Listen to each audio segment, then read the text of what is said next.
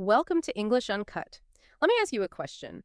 Do you ever find yourself in the middle of an English conversation and everything's going great, but then you suddenly hit a wall? It's like your brain is secretly running a translation program in the background from your native language into English.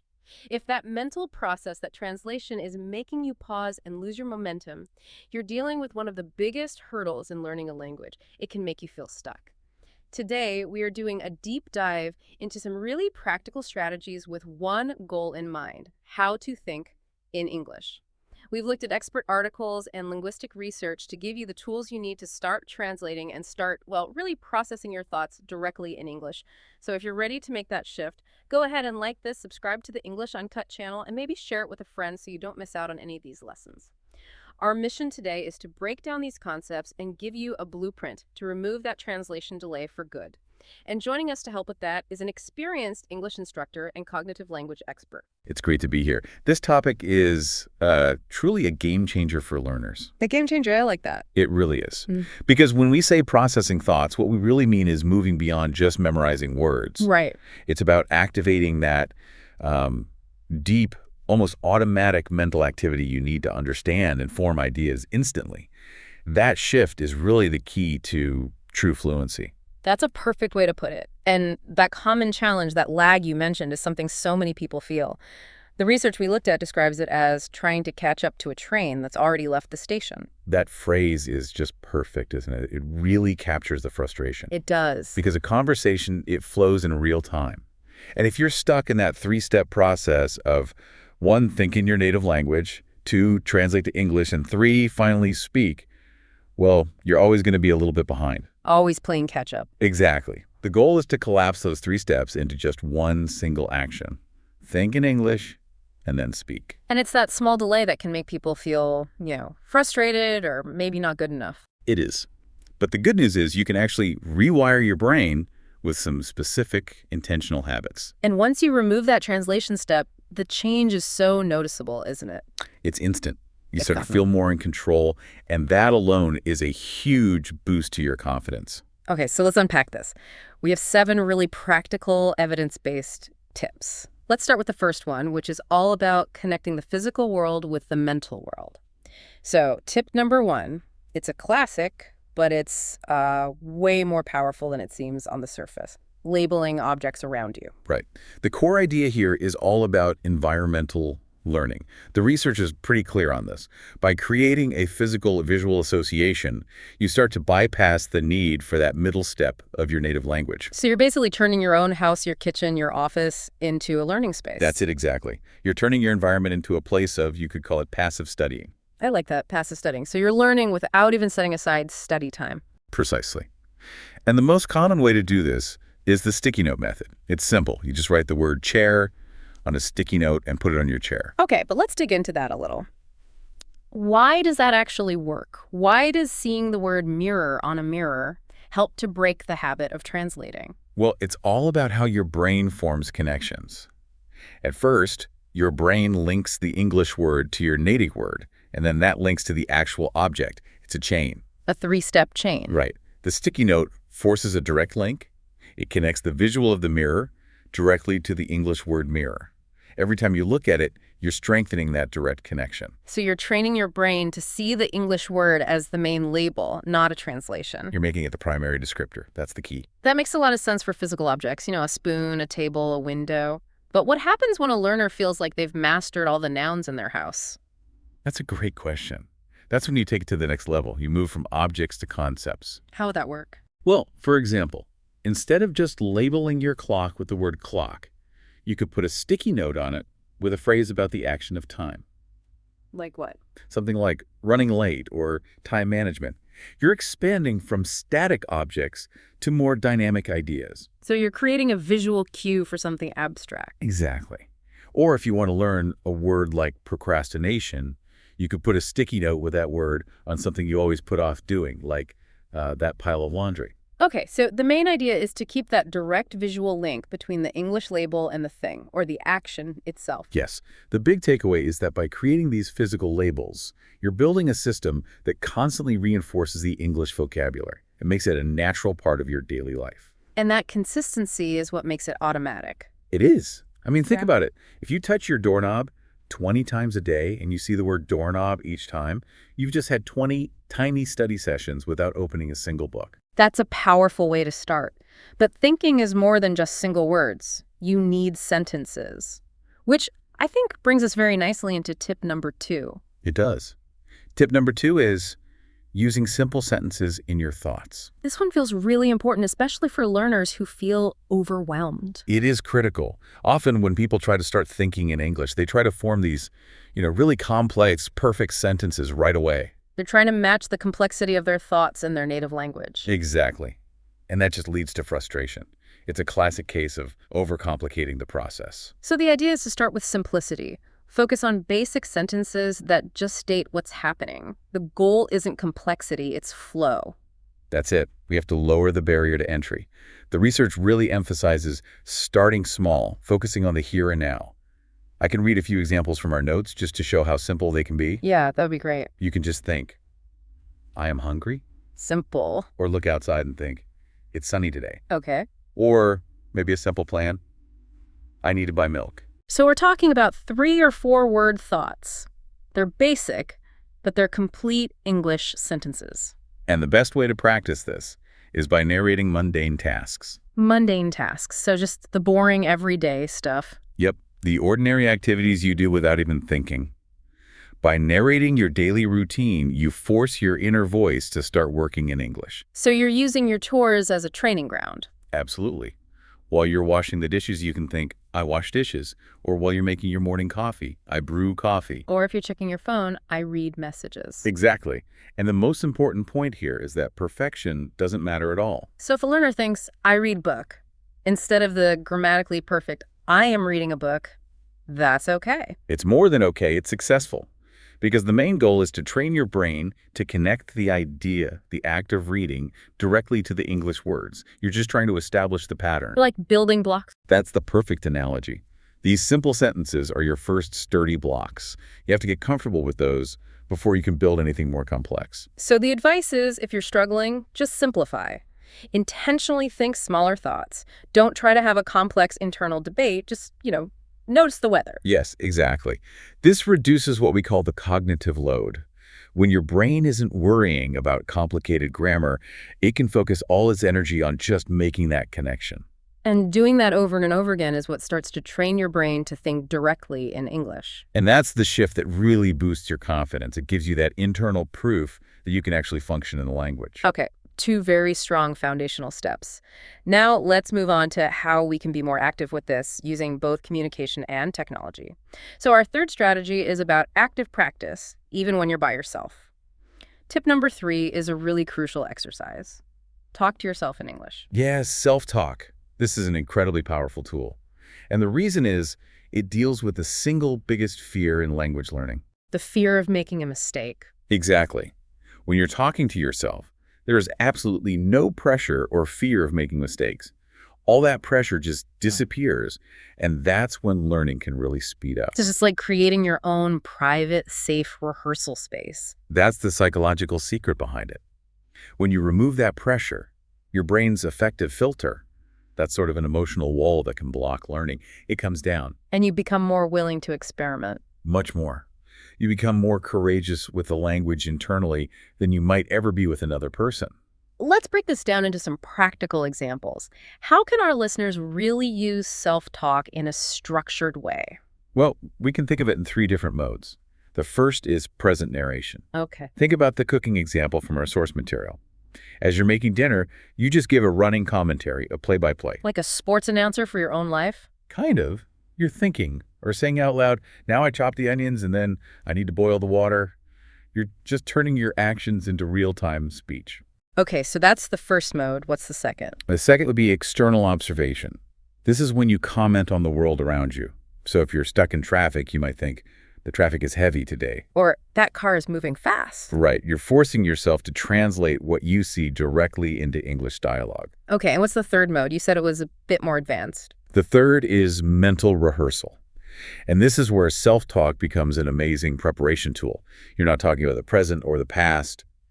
You're rehearsing for the future. Rehearsing conversations, that sounds really useful. How would a learner start doing that?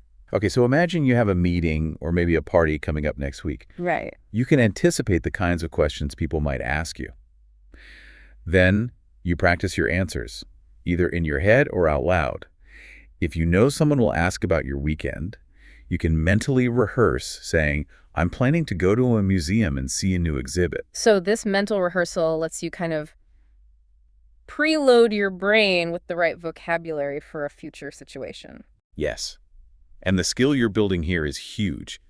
By doing all three of these self-talk modes, you are learning to think on your feet. Which is that idiom that means reacting quickly without having to prepare beforehand. Correct. And the ultimate goal of all of this is for thinking and speaking in English to become second nature. Meaning it feels like a habit that's just natural, something you do automatically. Like breathing.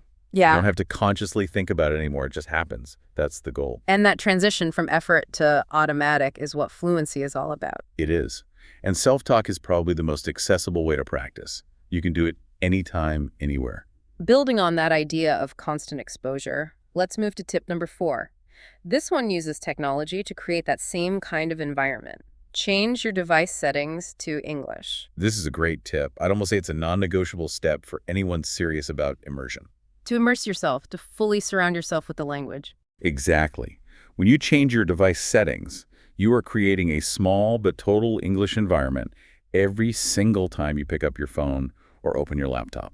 I've heard learners say they're a bit scared to do this. They worry they won't know how to use their own phone anymore. And that's an understandable fear. Yeah. But that's also precisely why it works so well. The challenge is the point. Yes. You're creating a mini immersion bubble, switching your phone, your social media apps, your smart TV to English. It literally forces you to navigate in English daily. You have to understand the word to get what you want. So even if you don't know the word on a menu, the fact that you need to get to your settings or your photos forces you to learn it in context. Exactly right. And the practical benefit is huge. You start picking up all this new vocabulary passively, especially those common tech-related terms. Things like notifications, download, update. Mute, archive, log out. These are words you use every single day. And this way, you learn them out of necessity, not from a textbook. It sounds like a really effective way to enhance your functional vocabulary. It is. But, and this is the important point from the sources, it should be a comfortable challenge, not overwhelming. So you're saying learners should ease into it. Yes. Please don't switch every single device you own to English on the very first day. That sounds like a recipe for frustration. It can be. Start with just one thing, maybe just your favorite social media app or your TV. That way, if you get stuck, you still have another device in your native language to look something up.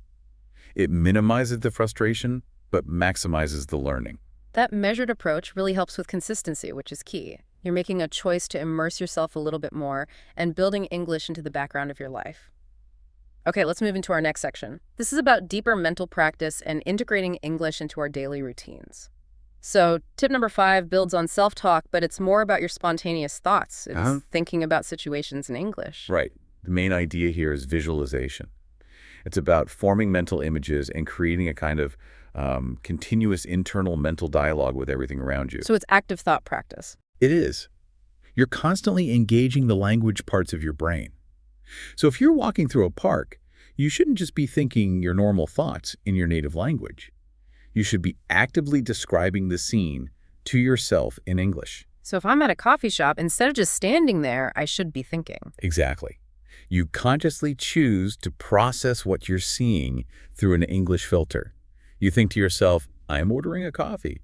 Or you look around and think, the barista is friendly. Or maybe I will meet my friend later. Perfect. That internal narration starts to build a bridge between just having simple thoughts and actually preparing yourself to speak. And this goes beyond just the present moment, right? It does. The usage focus here is also about active mental rehearsal of things that aren't happening right now. You can think about past conversations or events from yesterday and replay them in your mind only in English. Oh, that's a great idea. So if I had a conversation yesterday that was a little difficult, I can go back and review it in my head. Yes, and you can think about what you could have said. Maybe you think of a better word or a clearer sentence. That process of reviewing and self-correcting seems really valuable. It's incredibly beneficial because it's low stakes. You're processing what happened, finding a better response, and kind of saving that better response for the next time you're in a similar situation. So it's a subtle but very effective way to process your world in English. It is. And all this active internal production of English needs to be integrated into your life. Which brings us right to tip number 6. Tracking activities in English. Okay, so this is about using English as a tool for organization. Right. It reinforces both your thinking and your writing skills at the same time. The core concept is making English a functional necessity in your daily routine. And a great way to do that is by keeping a journal or a daily planner in English. Yes, that's an incredibly impactful way to solidify your language habits. How is journaling different from, say, self-talk? How does it push the brain in a new way? That's a great question. Self-talk can be very spontaneous and grammatically a little loose. Well, Writing forces you to be structured.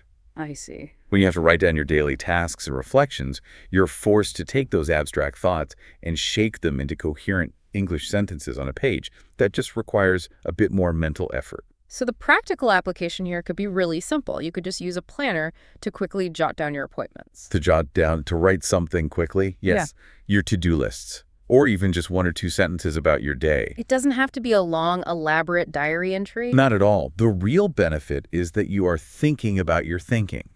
You're actively choosing words and building sentences to describe your reality. It makes the language a functional tool you use to organize your life. And I can see how that would be really motivating. If you look back at your planner from a month ago, you can literally see your progress. That physical evidence of your improvement is so powerful. It's really motivating. It confirms that your consistent effort is paying off. So whether it's a notebook or an app on your phone, the key is to commit to tracking some part of your day only in English. Yes, make it a habit to jot down simple things. Buy coffee, call the doctor, dinner with friends. Just use English to plan your life. Okay, finally, let's talk about the bridge between our internal thoughts and actually communicating with other people. Tip number 7, text in English.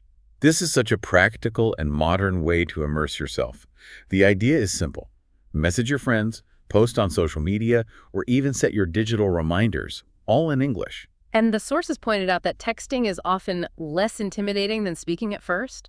Why is that so important for building confidence? It all comes down to time pressure. Right. When you're in a verbal conversation, you have to think on your feet. The other person's right there waiting for a response. But texting is different. It allows you time. Time to think, time to find the right word. Exactly.